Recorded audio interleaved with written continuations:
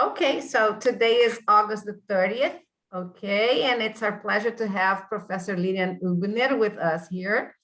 And I'm going to pass the floor to Ana Laura Correia, who is going to introduce Professor Lilian. Well, good afternoon, Professor. Good afternoon. First of all, I would like to welcome you all to our conversation hour. This is an event hosted by PET Letras from PUC, in which we invite professors, scholars, and specialists to talk in English about their research. My name is Ana Laura, and I'll be your chair today. Our guest is Lilian Hübner. She is an associate professor of the Department of Humanities, School of Letras, here at PUC, Pontifícia Universidade Católica do Rio Grande do Sul, and has an extensive curriculum in the fields of language acquisition, neurolinguistics, and education. Being a founding member of Rede de Ciência para Educação, she holds an academic licentiate degree in Letras from Univates, a master's degree in language acquisition from the Universidade Federal do Rio Grande do Sul, and a doctor's in Letras degree from Universidade Federal de Santa Catarina, which she concluded at the University of Montreal. She has also developed postdoctoral research at the University of Montreal and at the University Pierre et Marie Curie. Additionally, she's a fellow researcher from University of Montreal, City University of New York, University of Boston, and Université Laval. Thank you for accepting our invitation, Professor. It's an honor to receive you here today to share with us a little bit more about your field and your research topics. Her speech today will be about cognition, language, and learning, focused on the teacher's role. So let's give her a warm welcome. Thank you. Thank you, Ana Laura, for this nice talk, nice presentation. Thank you, Cristina, for the invitation. It's a great pleasure being here today, talking to mainly our students now here, yes, and all the audience is very welcome. Former students, I see there, Fernanda, so happy to see you here. Fernanda she concluded her PhD program at PUC. She also studied at CUNY, yeah. So it's a great pleasure being here, talking about these topics that I love very, very much. I try to make a short selection of topics that would be interesting for you who come from this field of teaching. Yes, we are all teachers. The majority of us here are teachers.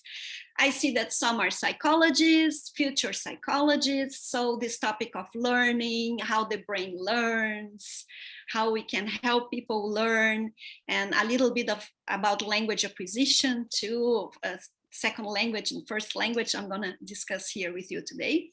So this is the topic is the conversation hour. Yes, the name of this series of events, yeah, is conversation hour. So I prepared some slides to start with, but then at the end, please feel very free, very comfortable to ask your questions or to make comments, okay? They will be very, very welcome, okay? So I also will leave I already sent my presentation to Ana Laura and Cristina in case any one of you wants to share it, to have it, you may just ask her, Cristina or Ana Laura or me. At the end, we can share it, okay? So let's see. First, let me try to share my screen with you. Okay, here we are. Let's see, put it in full. Okay, can you see it? Okay, all right. Yes.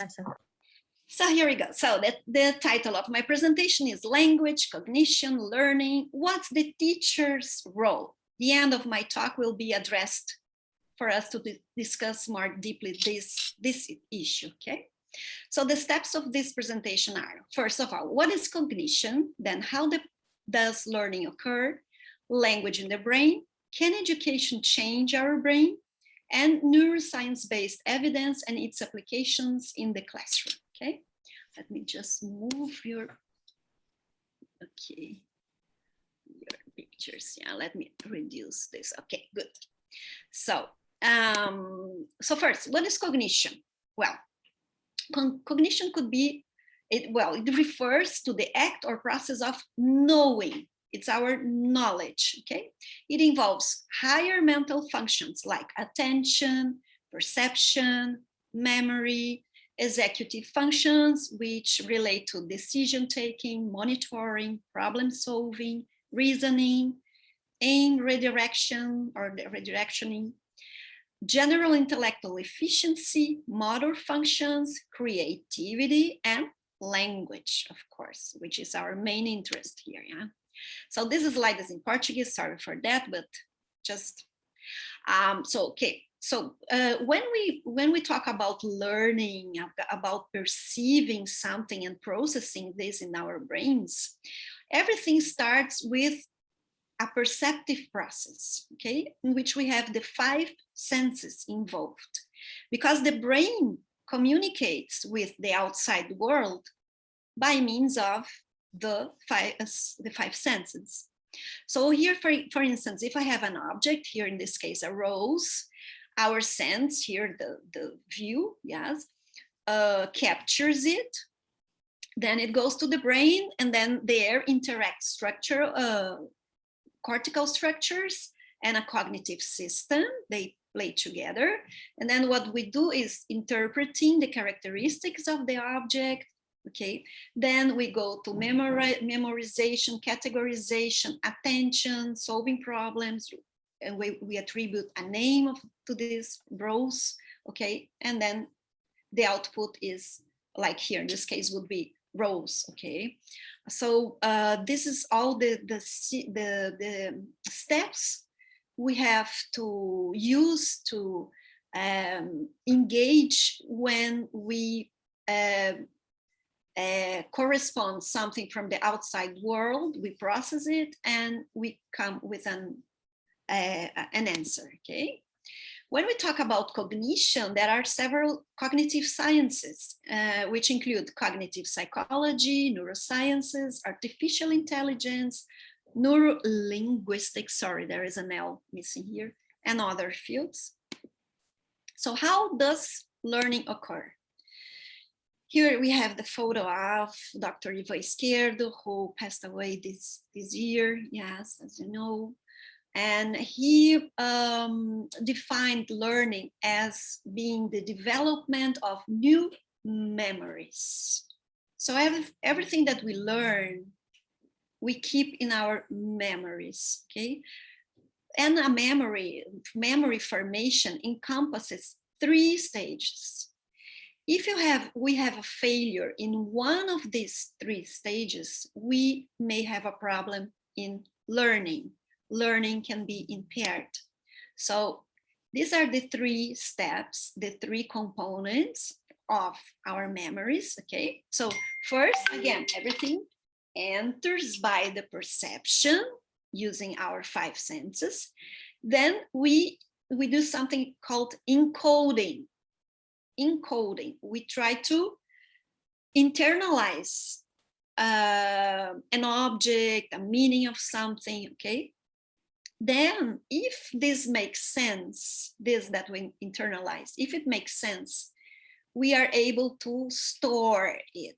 Storage is the 2nd stage. And then if these 2 steps are complete, I will be able to retrieve it later on. For instance, if I asked you, what was the name of the neuroscientist that I showed you in the last slide? Okay, if you encoded, retrieved the message, you will be able to recover it, to retrieval. Okay, so if there is a break here, a problem in any of these steps, you won't be able to successfully retrieve the message. Okay. So for example, bring it to our reality. If you work in a very noisy class, people are, nobody's paying attention. So you will probably have problems here, okay? And then people won't remember what had been discussed or taught. So if we didn't have the capacity of learning and remembering, at every moment we would feel as if we were waking up from a long dream. I imagine that all of you, or the majority of you, have already seen this movie, 50 First Dates, or in Portuguese we say Como se fosse da primeira vez, is the title of it, yeah, the name of this movie. So every person would be a stranger, each act would be a new challenge, and no word would be understandable. Imagine that, like this character, when she wakes up in the morning, she looks and a stranger is lying next to her. Yes, it is her husband, but she never recognizes him, and she makes a mess because of that. So imagine if we had to learn every day as if we were starting. So we are our memories, we can say. Yeah? Then there an important concept for us who work with education is neuroplasticity. So learnings happen due to neuroplasticity, which is the ability of the neuron system to adapt. This word is very important. We are always adapting to new environments, to environmental changes. Like now we are in this new situation that COVID brought to us. We had to adapt, to adjust in order to keep on doing our activities now in a different way. Yeah. So it implies changes in the transmission of information between neurons, okay? And it responds to the interactions with the environment, generating changes throughout life. More or less long-lasting neuroplasticity is reached due to training and learning. So when we do trainings or learnings, we do a strength, there is a strengthening neural, there is a strengthening in the neural circuits, which are more frequently used. So yes, repetition is important. It's hard to learn something if it is not very much emotionally implicated, you know, if it doesn't make much sense, it's hard to learn. So repetition and tends to be important for acquiring knowledge, okay? So it relates to development, adaptation, and learning. And both functioning and the anatomy of the brain may change after a brain lesion. For instance, if you have a tumor or a cerebral vascular accident, the brain tends to, by itself, to adapt to this new situation and try to struggle with this situation and keep on speaking, for instance, or reasoning when other areas may be activated or recruited for doing the work, the job that had been done by the area that is affected by this incident. Okay? So what about attention? Attention is the door and the basis of all other cognitive functions. All the cognitive functions are based on attention. It is responsible for stimuli selection, inhibition, alternating, or sustaining. For example, if you are in a noisy classroom or you are trying to attend a lecture and there is a lot of noise outside, you have to try to control these distractions for you to learn or understand, okay? So attention is crucial for you to try to learn something, to make new memories. Mm-hmm. So learning implies paying attention, and we can learn to pay attention too. Together with attention, we have to emphasize the role of emotions. Emotions interfere in memory learning, retrieving, and consolidation. There is a book by Imordino, now I forgot her name, but it's a book, it's a brand new book. She was a student, she works with Tomazello, and she talks about this learning brain which has emotions, which is driven by emotions. Because the chemical chemical reactions that we have in our brain, they are linked to emotions. I'm going to go a bit deeper on this in the next slide. So, for instance, the student needs to be safe in the classroom, emotionally safe for him or her to learn well. Okay, so trying to keep this environment emotionally safe for the students is very, very important for learning to take place. Memories become stronger when we associate new information to existing information. Otherwise, we would say, okay, this is Greek for me. What is she talking about? It doesn't make sense. When we say it doesn't make sense, is because we don't have a previous knowledge that we can try to adapt to engage with the incoming knowledge. Okay, so and then we make associations with things that we already know, and then it makes sense, and it becomes our knowledge. Okay, we learn it. So new information is stored if it makes sense, if it brings significant knowledge. Interestingly, information that is crucial for survival is stored immediately. Like for example, you learn quickly how to prevent of getting involved in an accident, for instance. Okay, this type of information you learn, you store it immediately.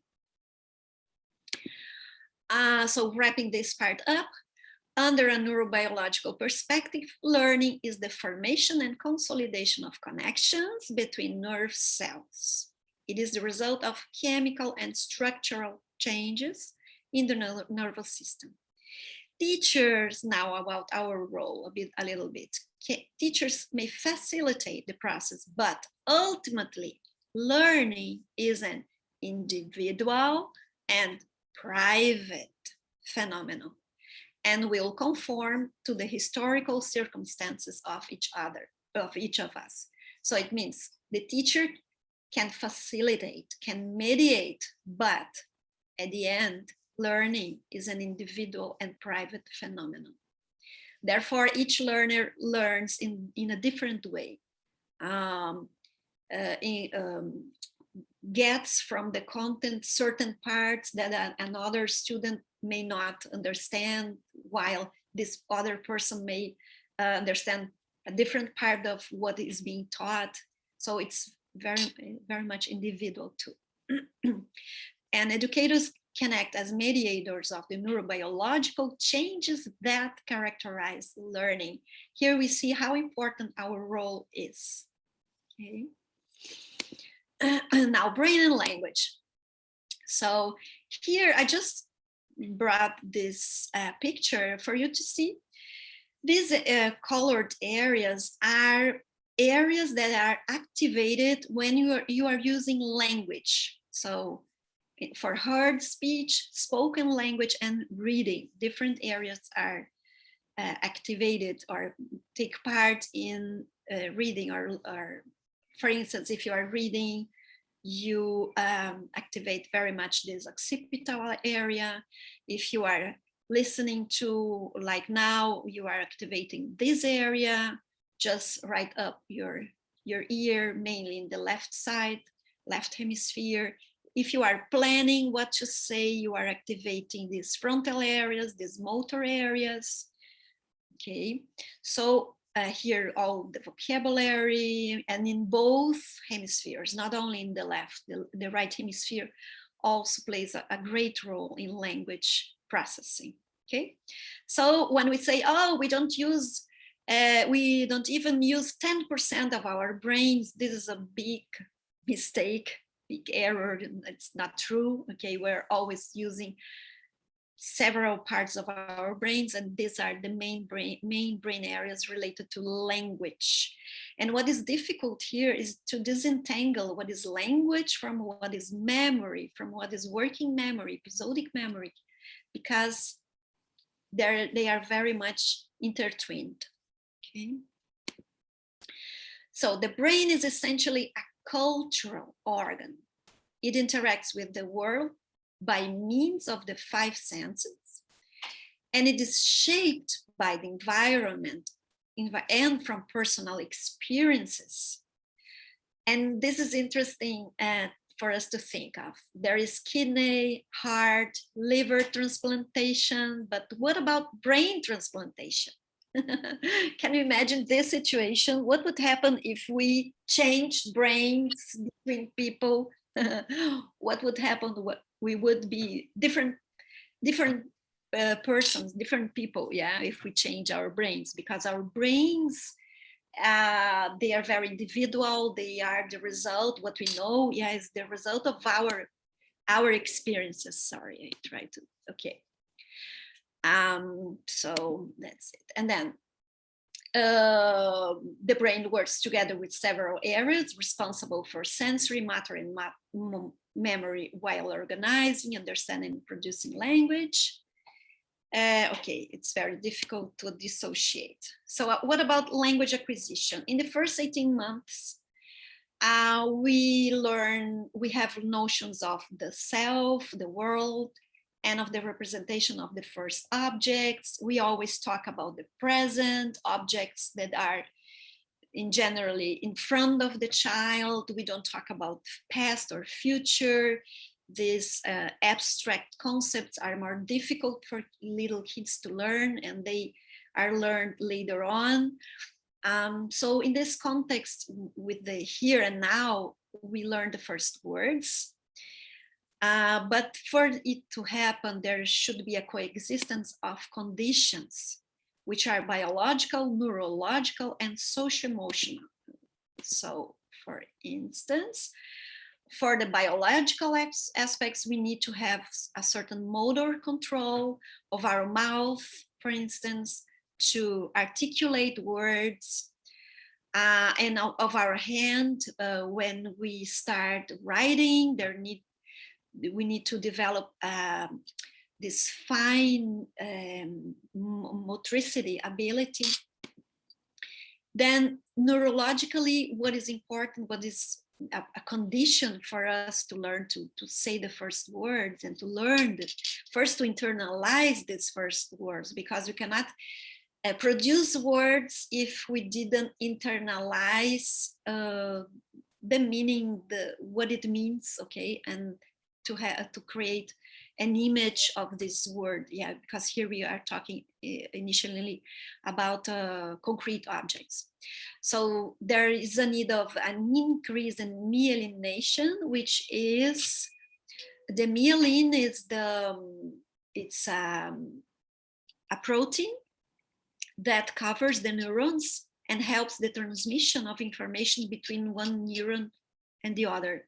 So it is important that the child has this myelination process at least started, and it happens about the first year, and it has a great increase between the first and the second year, when there is an explosion of word acquisition, vocabulary acquisition. Yeah? And here it's important to state that, for instance, if a child is able to orally produce 50 words, it means that she knows like 5 times more than she is able to produce. And what is important here is the strengthening of connections, which will give support to memory formations.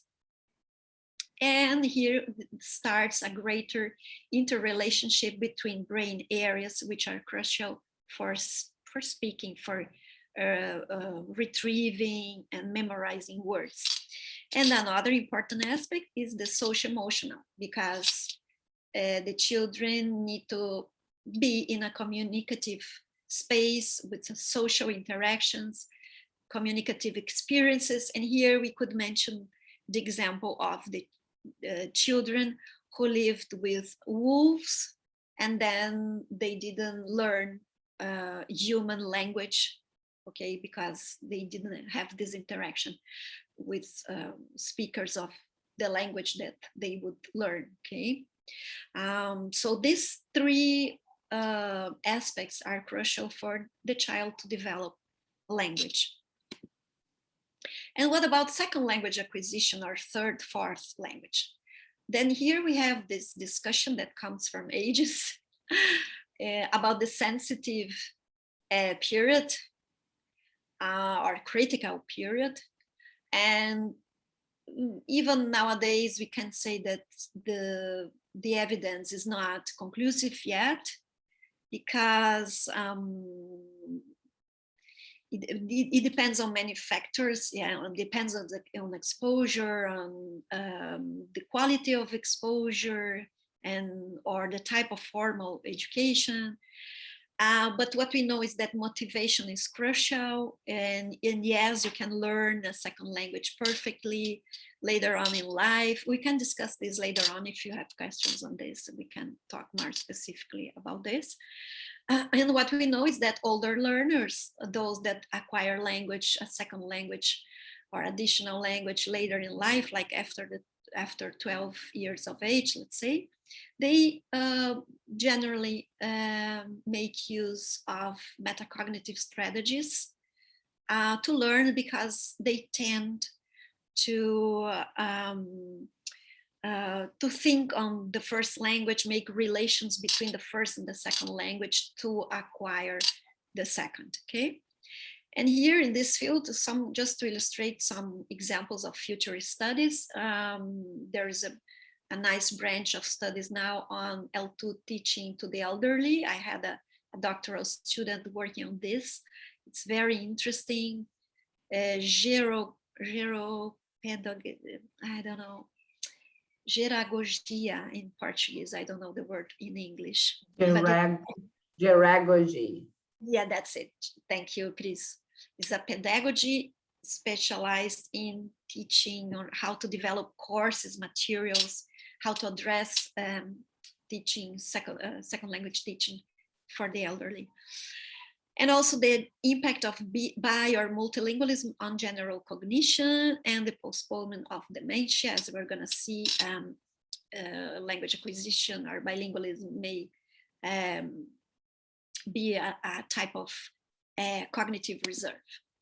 So bilingualism and cognition, cognitive advantages. There is a huge debate on this, on how much being bilingual would foster our brain circuits, our cognition. And then there is a lot of evidence against and or saying that no, it's not exactly bilingualism, but the whole context is not bilingualism per se.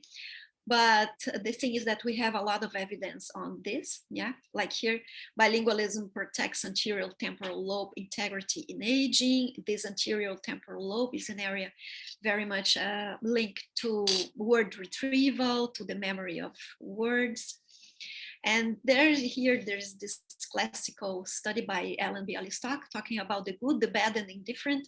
It's not a very recent text, but it's interesting because she debates what would be better due to the fact of being bilingual, or what would not make any difference, or what would be bad. Just to give you an example of what could be bad, but I don't say if it is exactly bad, but you could have more problems in finding words. The tip of the tongue phenomenon is very much related to bilingualism too, because you have two dictionaries, let's say. You have two words that you could retrieve when you intend to say a word, and then there would be this competition. And what happens is that you may take a bit longer for you to select the proper word when you intend to say something in one or the other language. So can education change the brain? Yes, there is a lot of evidence on that, that education changes our brains in terms of the circuitry and also in terms of the shape, let's say. Okay, like, so cognitive reserve is the brain's ability to store for long periods the skills that were acquired throughout life and to resist This is important to resist the damages of a dementia condition. So what could sources of cognitive reserves be? So reading, writing, reading ability, the reading habits, okay, because there are studies showing that the reading ability, the reading habits, reading and writing, they may surpass the impact of education in the brain. Being bilingual or multilingual also is a way of producing, let's say, cognitive reserve. Education or schooling, type of profession, those professions that are more academic, let's say, they may give an advantage in terms of this cognitive reserve, because you are always dealing with learning, with memory, yeah, okay, sometimes in different languages. And then we see that learning a second language affects the brain structure. And then just two examples here to illustrate. Growth of language-related brain areas after foreign language learning. And age of language learning shapes brain structure, a cortical thickness study of bilingual and monolingual individuals. So you see that there are anatomical changes that happen due to learning, due to or being bilingual here in these examples of this text here. Okay, what is interesting here too, there are tests done with animals, rats mainly, where we could see that rats that were more stimulated, they were more prone to take risks, to explore the environment where they were, while rats that were not emotionally safe because they were not very well treated by their moms, let's say, they didn't feel very safe, they didn't want to explore environments. So these examples with rats are bringing interesting evidence. And now to finish my talk, I would like to talk a bit with you about neuroscience and education, the teacher's role, okay? So what is important here? For learning, practice, repetition, reinforcement, it's important to intensify synapses and strengthen learning. Knowing how the brain works is not the same as knowing the best way to facilitate learning. However, the knowledge of how the brain works can provide parameters to explain why some teaching strategies are better than others. Okay, so if we know how the brain learns, we can try to foster this type of activities during or in our teaching practices. Okay, so this is what neurosciences bring now. They bring evidence, and we have to use them and adapt them into our classrooms. Okay, they are not ready. Okay, here is the evidence. Okay, now we have to think. Okay, so if this is real, if this is a fact, so how can I adjust? How can I bring it into my classroom? This is very important, okay, this quotation here. Neurosciences do not propose a new pedagogy, nor do they promise a solution to learning difficulties, but they help to support the pedagogical practice that is already carried out successfully and guide ideas for interventions, demonstrating that teaching strategies that respect the way the brain works tend to be more efficient.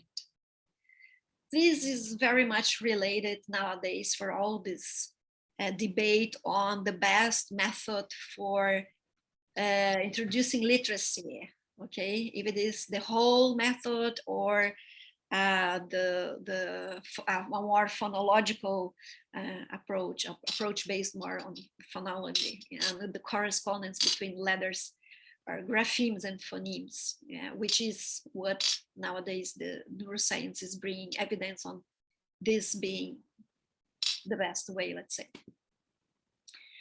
So now some evidence and its application in the classroom. So number one, some tips, okay? The brain continually reorganizes itself depending on the input. This is related to neuroplasticity.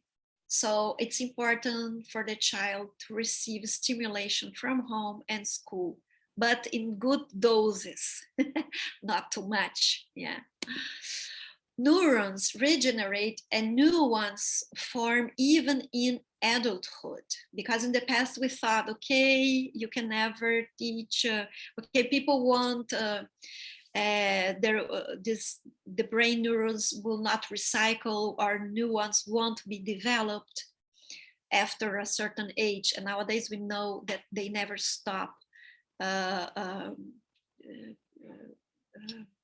regenerating, and new ones are always formed. There are computer programs to help children with learning difficulties, including reading difficulties. There is a lot of material available for parents and for teachers. Movement and exercise improve mood, increase brain mass, and improve cognitive processing. So we should be against that idea that emerged some time ago about reducing physical education in high school, let's say. Okay, let's just foster the brains, forget physical education. But it is important, okay? It's an important component to support, to help new learnings. Emotions affect learning, memory, and retrieval of information and learning, as we already saw in previous slides. The characteristics of the brain development in adolescence help to better understand the unpredictability of adolescent behavior. We know that the frontal lobes are the last areas in the brain to be fully developed. This explains why adolescents, they are sometimes kind of moody. One day they are very happy, the other day they are very sad, crying. It's because there is a reason for this, because their brains are still getting developed, still growing, let's say, getting more mature. So this explains their way of being, let's say, okay, and we have to understand it. And this explains also why you cannot charge an adolescent or a very young adult for to take these people to court, or because they cannot be blamed for certain acts that they decide to take, okay. Sleep deprivation and stress affect memory and learning. And there are many studies showing the importance of naps, mainly for young children. We see that little babies, they used to sleep a lot during the day. It's like if their eyes got open for a certain time, when they internalize a lot of learning, and then they shut down their eyes and they need to sleep. It's a way for them to processing this new information. Sleeping is very important. Okay, and there are a lot of studies showing that people, for instance, if you teach a group of children a task, an ability, and then they take a nap, those that take a nap tend to later, if they are tested later on, they tend to have better results after their studies, their learning, than children who didn't sleep. The cultural and social climate of the school can affect teaching and learning. Retention of new content is higher at the beginning. So this is very important for our classes. New content should be taught early on when attention is higher, not in the end of the class, coming up with a new, something new that you want to teach. The role of working memory in learning, keeping the number of items objective and within the student's capacity so that they retain more. Like the younger the children, the shorter the communication should be, okay? Like their window of attention is shorter when they are very young, and it increases with the age, okay? The more associations to retain knowledge, the better. Storage will occur on different circuits, providing more opportunities for retrieval. So associating new content, it's a good tip for learning. The person who explains learns. This we know a lot. Yes, when you are doing your practicums in the letras course, for instance, when you have to learn to teach, this is a very good way for learning. The use of practice to increase retention, repetition, paraphrasing, making annotations, writing questions about the content, writing summaries. So these are tips that we should teach our students. This tip number 14 is interesting. The simultaneous teaching of two concepts or two similar motor skills can hinder the learning of both. So you can teach a motor ability together with an intellectual one, but two intellectual ones will be a very bad idea, okay? Because you cannot pay attention in two intellectual learnings, let's say, conditions at the same time. The role of arts and music, it's very important. Humor, not sarcasm in the classroom can be an interesting tool, okay? The role of technology in brain.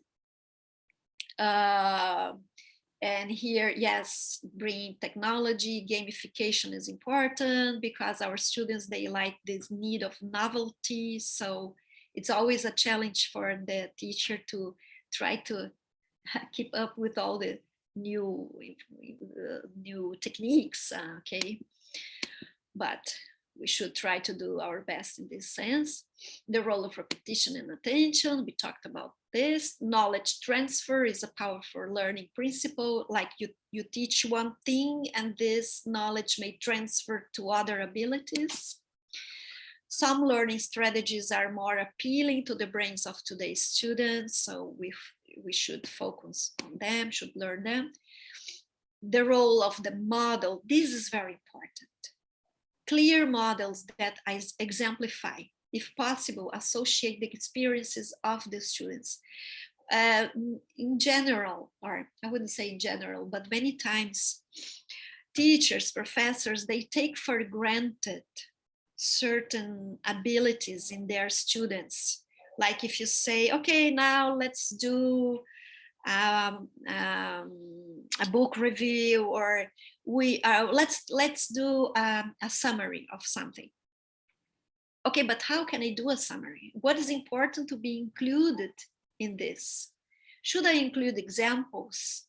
Should I include explanations? So if you provide the model, if you build this together with the students, it will be a very good way for them to learn.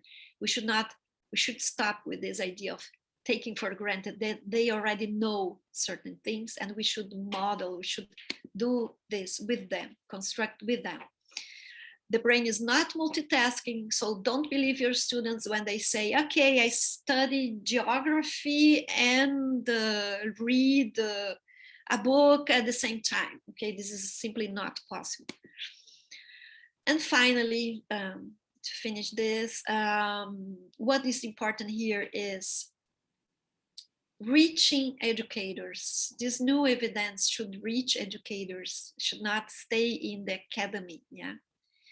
Should reach educators and the general public. The study of learning mechanisms in individuals with special educational difficulties. We should go deeper into this to facilitate, to give support to these students who have special needs too. And some ideas of neurosciences should be included in the initial training of an educator.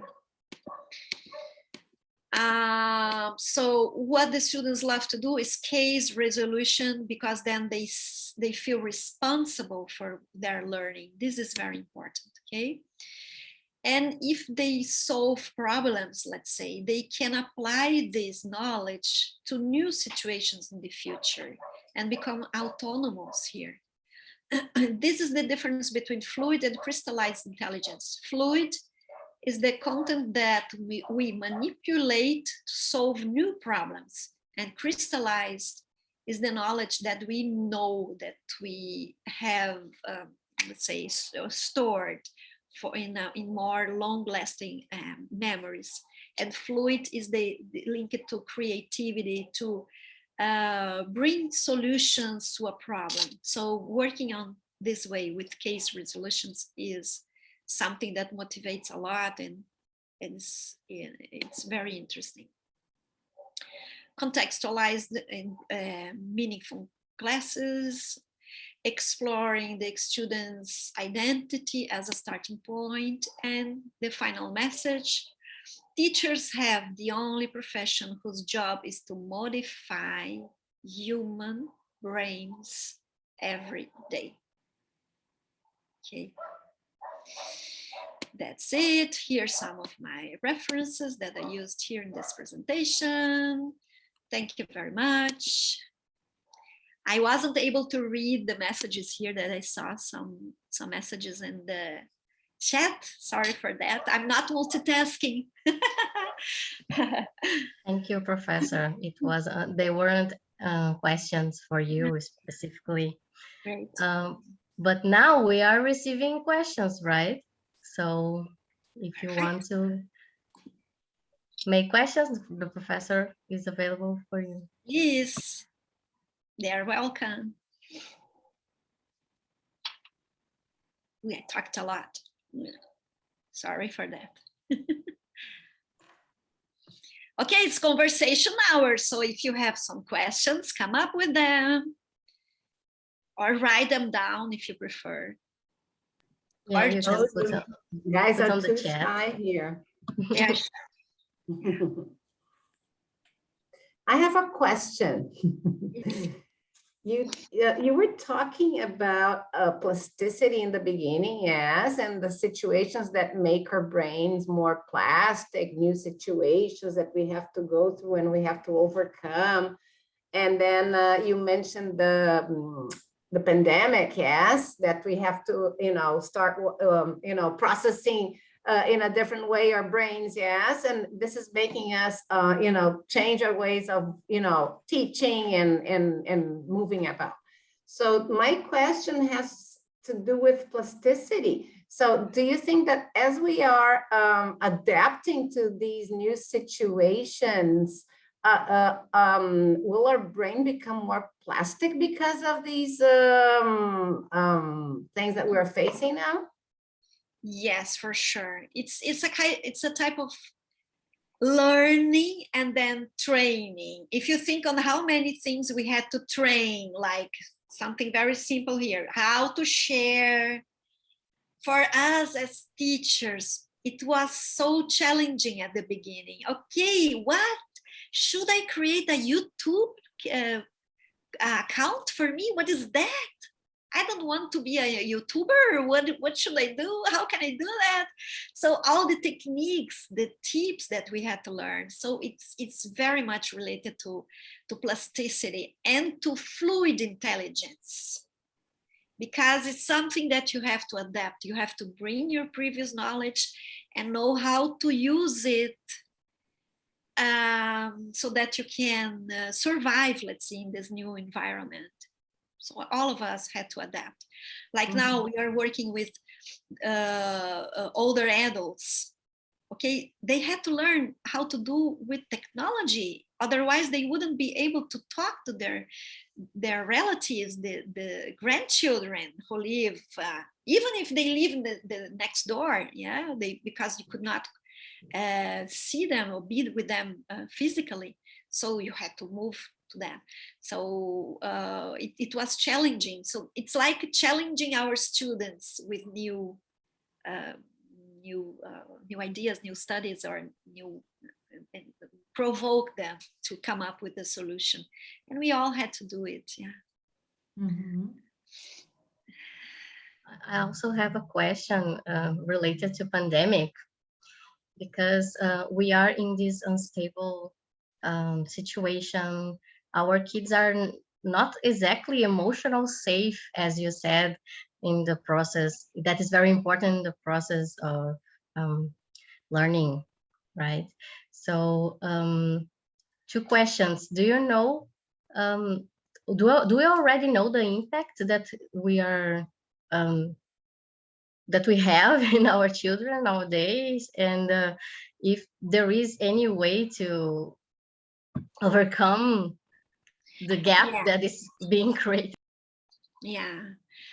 Well, the news is not good. Yeah, what we hear from people who work with statistics related to education, they say that we lost kind of 4 years because of the pandemic. And what we know is that the government is now trying, our schools are now trying, mainly in the public system, trying to have a picture of this moment and to see what exactly children learned. I don't know exactly how this will be measured, no idea, because it can be very unfair, yes, because we know here that the differences that we already have, they increased a lot. If we already had differences, they now, because in many families, the internet wasn't good, or sometimes students, the child had to share the only computer in the house or the only cell phone with limited internet an account. So we don't know exactly the impact of this. Some people say that it's about 4 years that we lost in terms of knowledge that children could have learned. And something very, very serious is that we lost many children in this way, children who just gave up school. They just decided to, okay, this year is lost. I'm going to go back next year and start from the beginning. And so it's really, really, it's really serious. And what we see is this Matthew effect, efeito Mateus, that we know that children who have more opportunities, they didn't stop. Mainly private schools, they kept on sending material and accompanying their students, providing feedback, having online classes. So the discrepancy may be even worse now, because those kids, they continued while others didn't. No. So it's really, I think we will have a very huge gap now. Even more important than it was already. Yeah. Okay, we have another question on the chat. Anderson Melo has a student with attention deficit, and he wants some tips to help him, to help her with reading in English. Well, for kids, how old is this child? He didn't mention. Can you tell us? Anderson? Is he there? I was trying to find his name. 11. Okay. So, okay, well, Anderson, what is important here to know is that if children already have a very short window of attention, if this child is diagnosed with a problem more than, let's say, the normal for kids, I think you should work with shorter moments, trying to create tasks that will engage him. Like if he likes technology, maybe finding games. There are some games on internet that you could use. Work a lot with visual work. Yeah. I don't know if he has reading difficulties, if this is the problem, like dyslexia. Yeah, I think technology is a good, it gives a lot of support for the teachers, and is very motivating for kids this age, or for all of us who are not afraid of technology. But yeah, I think that's it. And also, if you want to work with books, very interesting. Maybe let him choose the books. Maybe you present some type of books. There are some interesting collections of books for this age that children like very much. And start with short texts, no, not long ones. I think that I would go through this path. I don't know if I could help you a lot, but yeah, it's hard. It's hard. Hello, Lilian. This is Amanda. How are you doing? Hi, Amanda good, Post. We are good. friends on Facebook, but we've Yeah. never met. Yes, good to And I'm hear. very happy to be here and see you.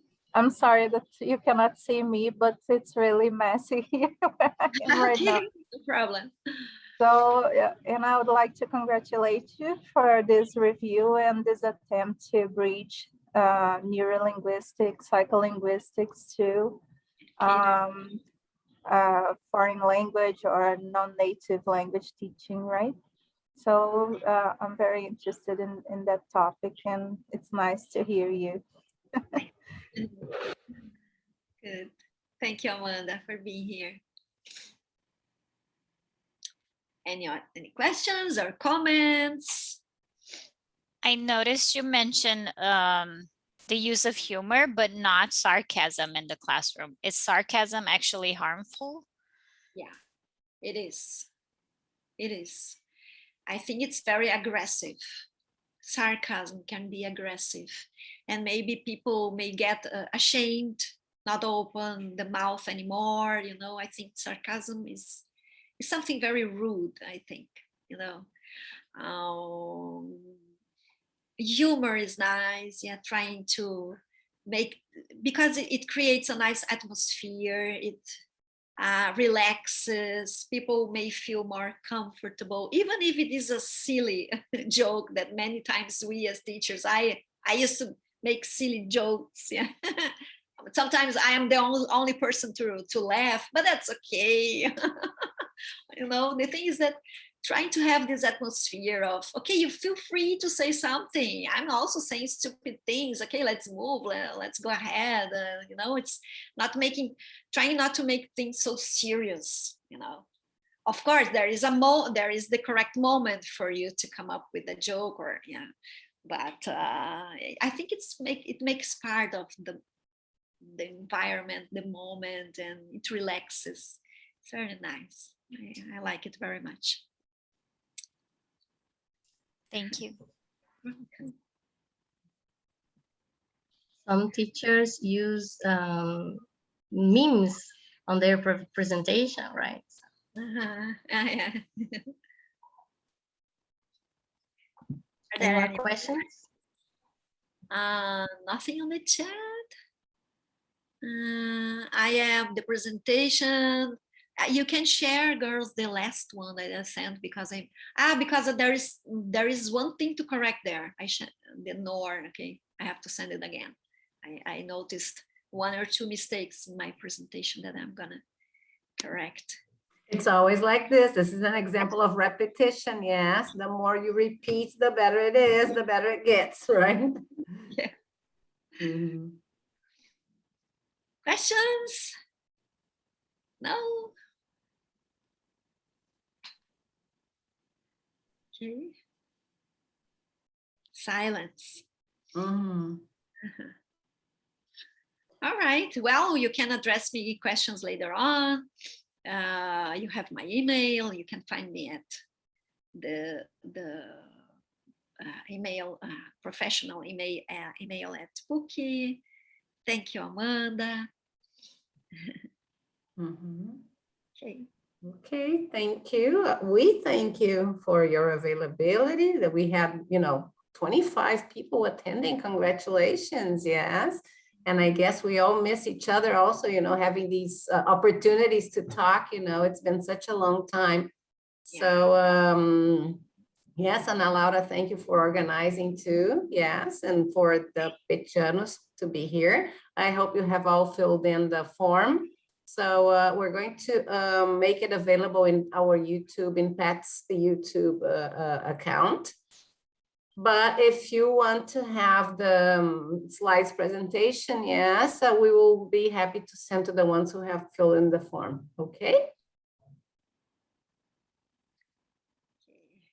Thank you, Fernanda. Thank you all.